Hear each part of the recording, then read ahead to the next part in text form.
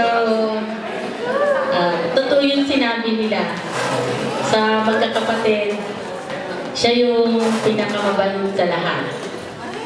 Aminado naman yung mga ate. Pero sa lahat naman ng lalaki naming anak, si Carlo naman yung pinakamabait. Pero siya talaga, siya din yung sweet, siya din yung pag pinagalitan mo, hindi siya yung tipong nagbubukbuk sa isang sulok. Hindi siya yung tipong isang linggo na, hindi pa kumikibo. So, sa ugali, sana hindi siya magbago. Pasensyahan niya na si Mami, talagang medyo mabilis magsalita.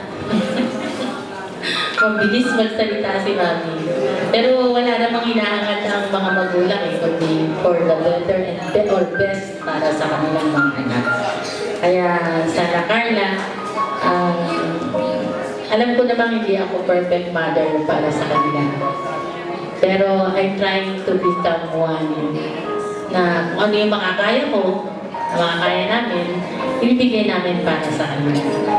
Ganun lang naman yung pagmamahal namin sa kanila. Sabi ko nga minsan, siguro kung hihingi nila yung buhay ko kung para sa kanila, ibibigay ko yun kung para sa kanila. I love you and happy birthday.